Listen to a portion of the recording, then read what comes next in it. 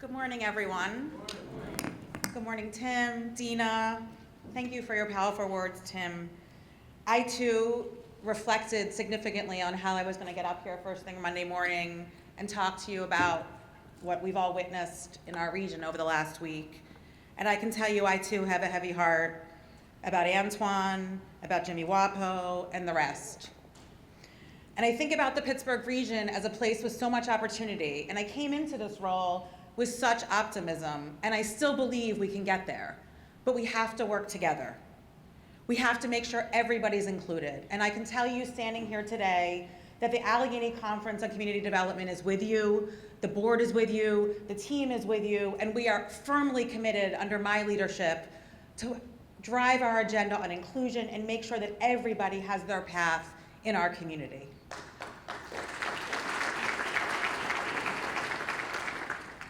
You who know me know I spent 7 years working primarily at the community level, trying to fix a broken workforce system and open doors and pathways to opportunity.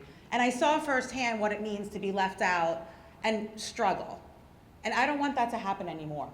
And I'm thrilled that I have this opportunity to work with the corporate community, Tim, as you pointed out, and make sure that everybody understands who is disconnected and how they're left behind from the positive, progressive, successful life we all see in Pittsburgh and on the horizons. The most livable city is not most livable for everybody, and we all need to change that. The Allegheny Conference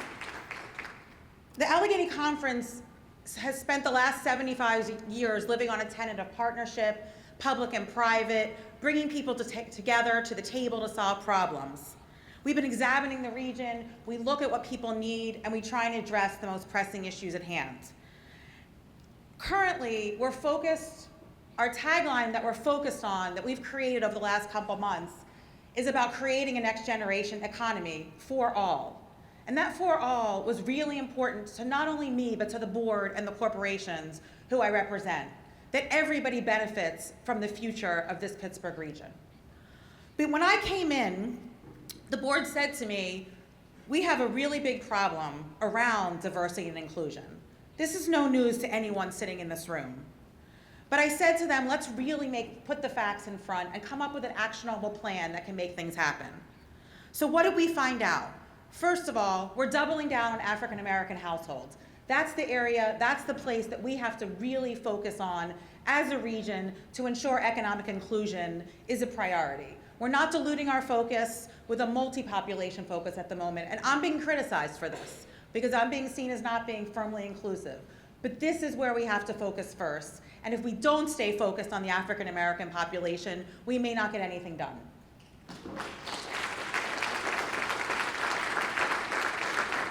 So what do we know? We know there are almost twice as many low-income African American households as there are low-income white households in our region. We know that white households are 3 times more likely to be high income than African American households. We know that Pittsburgh ranks all but 3 of 22 benchmark cities, behind all but 3 of 22 benchmark cities for the number of middle and upper income African American households. We have no zip codes, not one zip code in our region in which more than half of African American households are middle income or above. No middle income African American zip codes in our region right now. This disparity demonstrates that we need to roll up our sleeves and work hard to remake this economy. We have failed in racial equity, and we have to change that. This is a barrier to attracting companies, which is something we work on at the Allegheny Conference. This is a barrier to profitability at companies.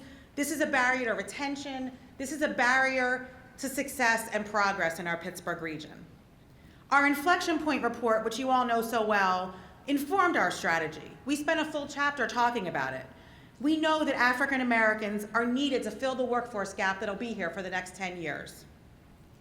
We spent an entire chapter thinking about solutions and how the economic future is reliant on a broad, inclusive economy.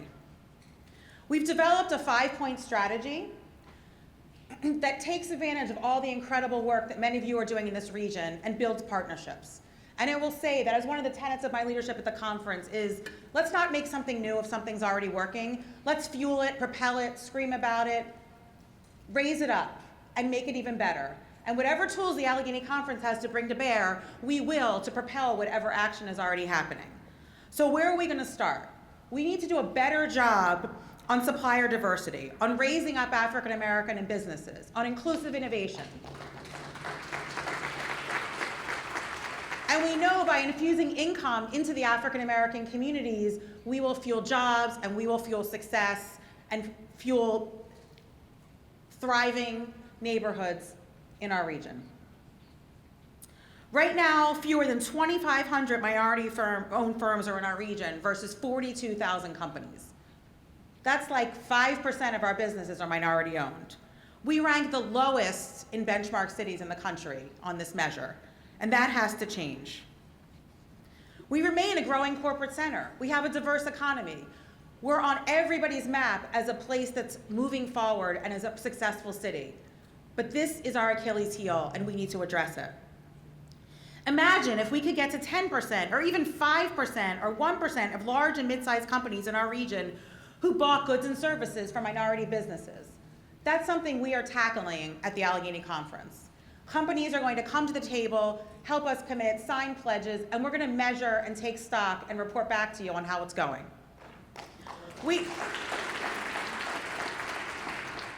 We're supporting events like SHARE that already make this happen. We're evaluating all the successful models that are in our region, helping to fuel them, and also looking outside our region, see what we could do better. And we're doing this in partnership with many of you in this room who know about this, so you can teach me how to make it even better.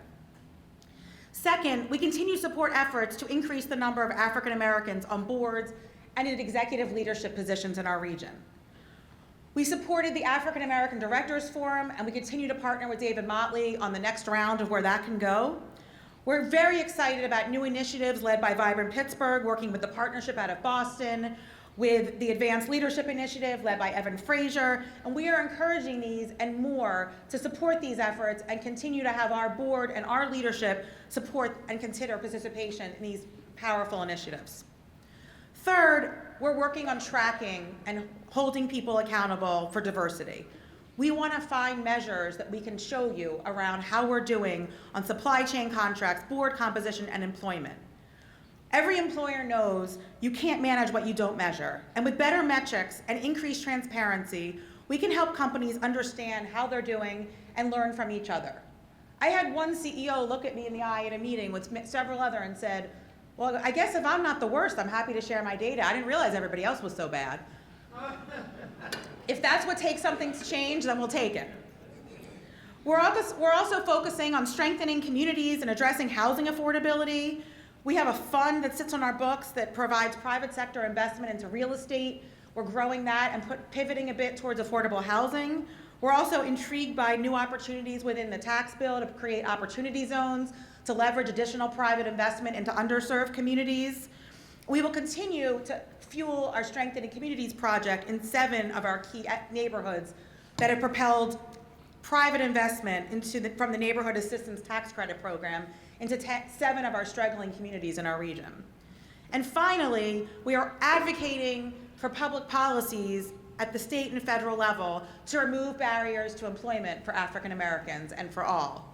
We are thrilled that the Clean Slate legislation was just signed into law.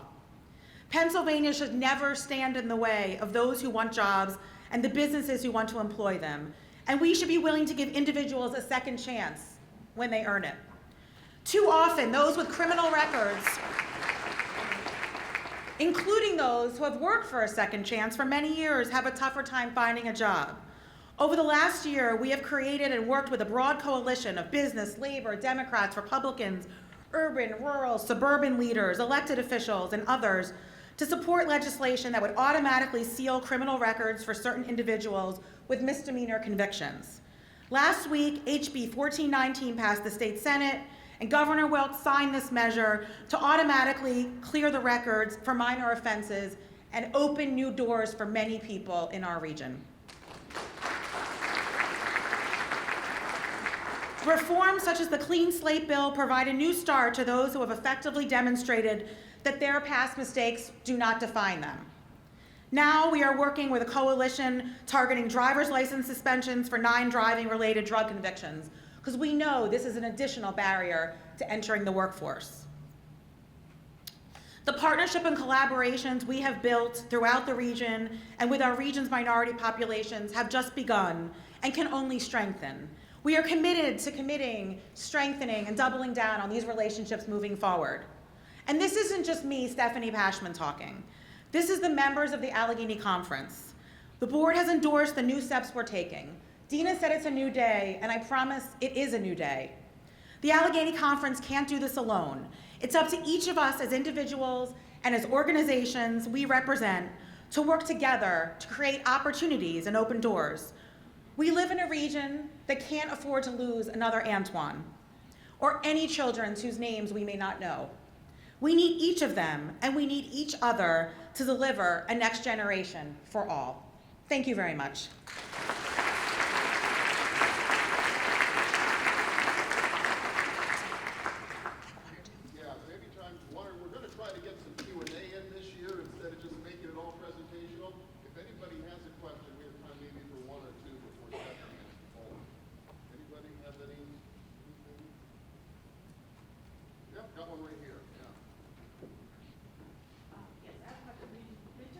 Would you introduce yourself? Oh, sorry. My name is Mira. My name is Mira Jones. I'm a recent graduate. Congratulations. And I want to know, is there anything when we talk about metrics to gauge how people are applying for jobs and how whether or not they're getting callbacks or not? Yeah, that's a great question, and that's something I've actually been working on for 8 years, to have companies kind of open up their pools and tell us, like, where are people falling off. And what happens when you ask companies this is you get a room full of lawyers who find a way to shut down the data flow. So we're starting at a little bit of a different place. I don't have it right now, but I know my friend Melanie back there and I are like banging against everything we can in every door of corporations to figure out how we can get this out there. But you're exactly right. We've been working on the side of kind of carrots of how can we create policies and educate companies to know how to do this better, but we don't have the data. And so we're hoping that the concept of creating these collection of companies who now understand that they all have work to do could potentially make them a little more inspired to share data in a blinded way so we can all learn from each other. But thank you for that. I wish I could give you a yes, but I'm committed to say I'm continue to work on it. So I have a question, and I was thinking about Inclusive Innovation Week and in the Inflection 2.0 report. And one of the realities that's very hard to talk about, partly because it's uncomfortable, is that we have a lot of people who are in positions of power overrepresenting white male parties who are wonderful people but who need to get out of the way. And how do we actually make that happen? We have terrible succession planning, it seems to me, in the city. And so leadership, how do we really encourage leadership to see that individuals are themselves perhaps not helping in diversity and inclusion, which I think they care about a lot. But anyway, as I said, it's uncomfortable, and it doesn't suggest anyone's lives or work doesn't matter. It just means that we need to make demographic shift. Yeah. Well, that's my board that you're talking about, and I love them dearly. But one thing that we have been doing at the conference is opening up all of our committees to non-members and make sure we have more inclusion and diversity, so we have people at the table that have different voices. So that's one step that we're at least taking. But I think more importantly, these efforts to help people enter the workforce, support it, and also do a lot of training on the side of companies to understand how to be more culturally sensitive, how to be more inclusive, how to learn from companies that are more inspired, like Covestro, under Dina's leadership. How do we help them know how to open up these doors so people can start moving through the pipeline? It's a very complex problem, and we're starting to put steps in place. But my initial step is at least getting more people at the table to at least dilute the white voice so we have a broad voice. Okay, one more and then I gotta go, yeah. Yes, sir. I'm Reverend Erwin McIntosh. I pastor 2 churches on the Hill, Bethel and Trinity, and I'm trying to figure out, as a pastor and as our churches, what do we do once? How can we get to the table, and what do we do once we get there? Just what is our role? Essentially, is what I'm asking. So I would say mostly we need to hear what the challenges are. Like the problem with the conference is that we're up here and you're at the community level. And the thing that I'm trying so hard to do is help folks who are up here connect to the community level to really understand what's happening on the ground. And so the more that you can help, we can help infuse those issues into our tables so people can understand, what does it mean to be a black boy raised in your church? What does it look like? How does he not know where to go? Why does he not have an internship? Why does he not know to stay in school? Why is he not taking the higher level math class? All those issues that we understand, we need to help everybody understand. So I think that's where you could be the most helpful, is give us that, be that bridge to us in terms of understanding what goes on in your communities so we can help address it. Thank you, everybody. It was wonderful to be with you this morning.